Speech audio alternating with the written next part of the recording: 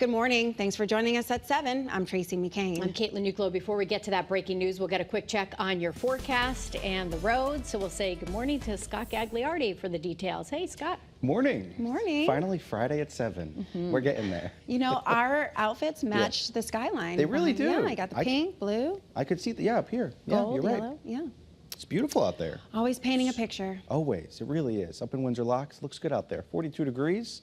Many of you just starting your day. Temperatures are cold out there in some locations. You'll need a jacket no matter where you are, and likely the heat on in the car just because it's pretty chilly. Some patchy frost in a few areas. Some of our weather watchers reporting even temperatures down in the 20s. Here's a live look in Middletown. Notice a beautiful shot there as well. We have sunrise coming in about the next 6 minutes or so. Temperatures out there. Notice the widespread 30s. The cold spot, Tolland now, 29 degrees, 45 in Chester, 45 in New Haven. These all eventually climb up into the 60s to near 70 degrees. And tomorrow we have that Hartford Marathon. Temperatures are near perfect in the morning, 40 degrees, climbing through those 50s, eventually 60s. It's basically about as perfect of running weather as you can get. We have even warmer temperatures on the way, as well as a very slim shower chance. I'll let you know exactly when you can expect it and how high those temperatures climb. That's all coming up in just a few minutes. Morning, Kate. Hey, good morning, Scott. Good morning, everyone. Happy Friday, 7:02 here on the Wax. If you're just joining or bring the kids to school, I want to start you off here with the first alert for tomorrow. So this is all due to the Eversource Hartford Marathon. We do have some road closures that will be in effect starting at about 7:30 in the morning, rolling to about 2:30 there, including localized road closures through Hartford, East Hartford, West Hartford, and South Windsor, and some interstate on and off ramps that will be blocked off on 84 east and westbound, 91 north and southbound, and Route 2. Bus services also will be disrupted a little bit between 5 o'clock in the morning and 2:30 in the afternoon. It's going to be a very busy day in and around the capital city tomorrow, also due to the UConn football game at the Rent, so make sure that you're giving yourself some time to get around everything safely. Your drive times this morning, though, if you're heading out the door here at 7:03, we do have some delays heading towards Hartford. That's because we're dealing with a crash in West Hartford, so let's take you out there right now. This is, again, in West Hartford, 84 eastbound between exits 43 and 44. The left and center lanes are blocked off, so again, that's why we're seeing some delays heading in towards the capital city. Give yourself a few extra minutes to get by this safely. I'm Caitlin Francis with your Connecticut Chevy First Alert Traffic Report, driven by your Connecticut Chevy dealers.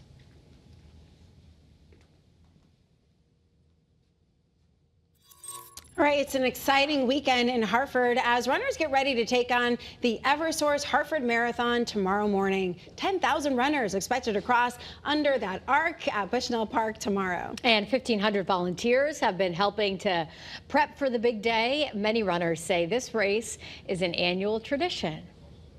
It's one of the greatest days here, I think, in the greater Hartford region and certainly in the city of Hartford. It's a positive day, positive that people are being healthy, they're being fit, coming together as a community. And remember, today is the last day to register for some parts of that run.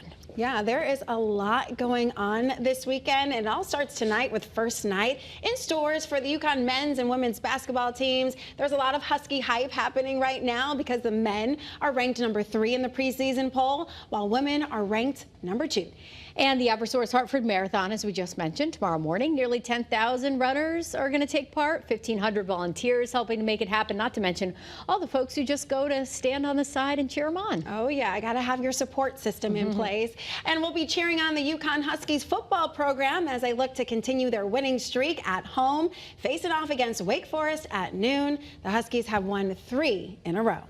And remember, we're going to have all the festivities for you from UConn's first night tonight live right here on Channel 3. It's going to happen from 7 to 8. All right.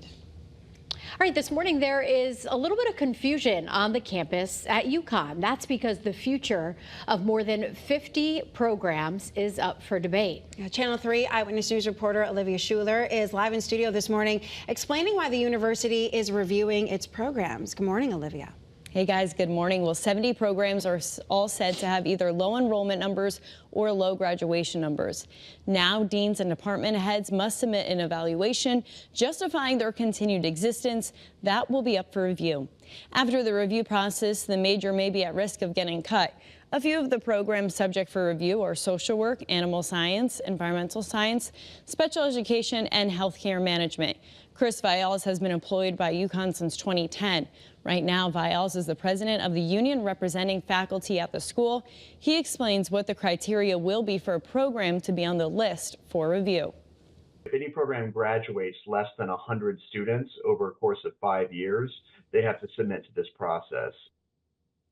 UConn says, quote, being included in the process does not signal anything other than the fact that the program's enrollment and completions were below the thresholds that initiated the review process. The university continues to read in part any decision to sunset a major would be made in collaboration with deans, department heads, and faculty. Department leaders' submissions need to be in by the end of this month. After that, more conversations will be had about what to do with each program. In studio, Olivia Schuler, Channel 3. Eyewitness News. Okay, Olivia, thank you. Just about 7:07 now, and there's a big push to crack down on dangerous drivers, but we're learning the number of traffic stops this year is actually on par with last year. Last week, state police data released data that said there were about 26,000 stops in all of last year, but Emergency Services Department says that was wrong. There were actually more than 95,000. We're told the mix-up was blamed on a reporting software change, and it's been fixed. The state says a total number of traffic stops so far in 2024 is just over 77,000, so we're on the same track here. Well, this morning we're learning a person is dead after being hit by a car in Hamden on Wednesday night. Police say they found a man lying in the road near Dixwell Avenue and Mather Street, and that someone driving by actually tried to resuscitate him. We did learn the man died at the hospital, and we're right now making calls to learn who he was. Investigators say the driver who hit him is cooperating with police. Well, this morning in New Haven, police have identified a man who was hit and killed by a garbage truck yesterday morning. We're told 24-year-old Nicholas Concepcion was on his bike when he was hit about 2 o'clock in the morning, where the Oak Street connector drops into downtown. Crews closed part of MLK Jr. Boulevard and Church Street for hours during the investigation. The garbage truck driver is cooperating with police. We'll let you know as soon as the trash company All American Waste gets back to us with a response. We're learning new details this morning about a man police say is responsible for a wrong-way crash on I-84 in East Hartford. Police say Wilmer Visciano drove drunk in a car that was unregistered, uninsured, and had another vehicle's license plates. Police say he drove onto the Exit 56 off-ramp Wednesday night and hit another car, which then sideswiped a third vehicle. After that crash, they say he ran into the woods, where police eventually found him and made the arrest. All right, I want to get back to that breaking news happening right now in Cheshire. Our Luke Hydash is on the scene of a house fire. Yeah, let's get out to Rockview Drive in Cheshire to see what's the latest. Luke, you've been there for a few minutes now. What do we know?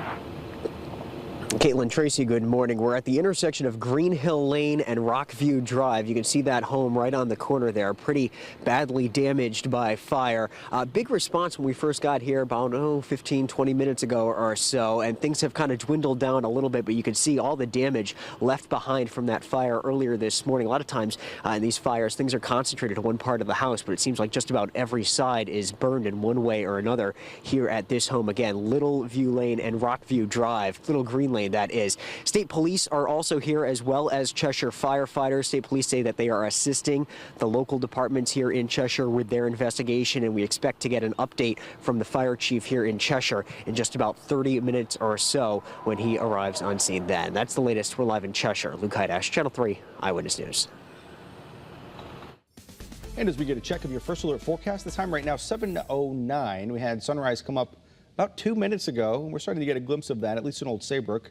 You see some of those clouds way off in the distance from a big ocean storm that's actually pulling away from the northeast. Right now, First Alert Live radar scanning the state dry, but notice on satellite and radar across the northeast, we really could have used that rainfall.